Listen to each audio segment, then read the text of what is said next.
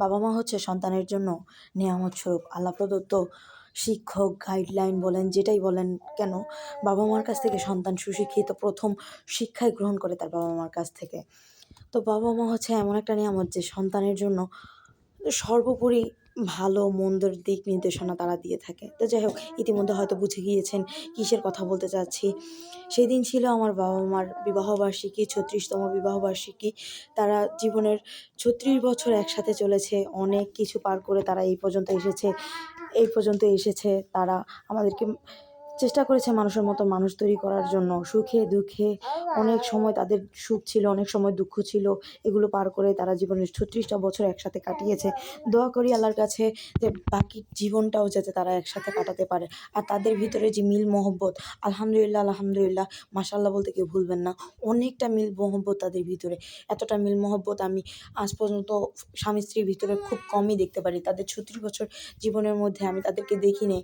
আমার বয়স এখন প্রায় ২২ বছর কাছাকাছি। তো আমার বড় বোনের বয়স ৩৩ বছর। সেই এখনও দেখে নাই আমার বাবা মার ঝগড়াঝাটি। আমি বড় হইছি পরেও ঝগড়াঝাটি দেখি নাই। সেদিনকার খুশি ছিল। আমার বাবা মা ভুলেই গিয়েছিল যে তাদের বিবাহবার্ষিকী, সেটা আমি মনে করেছিলাম। ছোট্টখাটো একটা সারপ্রাইজ দেওয়ার জন্য চলে গিয়েছিলাম বাবার বাড়িতে রাত্রে ১২টা বাজে। সেদিনকা আমরা কেক কেটেছিলাম, ছোট্ট একটা কেক নিয়ে গিয়েছিলাম। তো বাবা মা তাদের নায়নাত করে সাথে কেক কেটে অনেক খুশি ছিল যে তাদের এই স্পেশাল দিনটাও আমরা মনে রেখেছিলাম। সেটাই আসলে বাবা মার জন্য বেশি কিছু করা লাগে না। এই ছোটোখাটো স্পেশাল দিনটা একটু সেলিব্রেট করেছি, একটু মনে রেখেছি, সেটা নিয়ে অনেক খুশি ছিল তারা। আমরা কিছুটা ফটোশ্যুটও করেছি, ফ্যামিলি ফটোশ্যুট। এটা নিয়েও তারা অনেক খুশি ছিল। আমার বাবা অনেক নরম মনের একজন মানুষ, মাও অনেক নরম। অনেক পরিশ্রম করে তারা এই জায়গায় এসেছে, আমাদেরকে এই জায়গায় এনেছে। আলহামদুলিল্লাহ। তাদের জন্য সারা জীবন দোয়া করি, রাব্বির হামহুমা কামা রাব্বায়ানি সাগীরা। কারণ আমি তাদের কোলে যেরকম ছিলাম, আল্লাহ তুমি আমার বাবা মাকে সেরকমভাবে কবুল করো, আমিন। কারণ তারা আমাদের জন্য অনেক কষ্ট করেছে। ইভেন এখনও তারা আমাদের জন্য অনেকটাই কষ্ট করে যাচ্ছে। এটা হচ্ছে আমার পরিবারবর্গ। অনেকটা কষ্টই করেছে, অনেকটা পরিশ্রান্ত হয়েছিল তারা। বড় বোনটাকে বিয়ে দিয়েছে, তারপর আমাকে পড়াশোনা করাইছে, ছোট ভাইকে পড়াশোনা করাইছে। এইটা হচ্ছে আমাদের ফ্যামিলির সব মেম্বার্সগুলো একসাথে অনেক দিন যাবৎ পরে আমরা একসাথে হতে পেরেছি। এটাই আমাদের কাছে অনেক কিছু। আর বাবা মার ফটো আসলে আমার কাছে নাই, যেই কারণে তাদের বিবাহবার্ষিকী চলে গিয়েছিল 25 তারিখে। আমরা বিবাহবার্ষিকী পালন করেছি 29 তারিখ, কারণ আমার বাবা ঢাকা ছিল না, আম্মু শুধু ঢাকা ছিল, বাবা গ্রামে গিয়েছিল।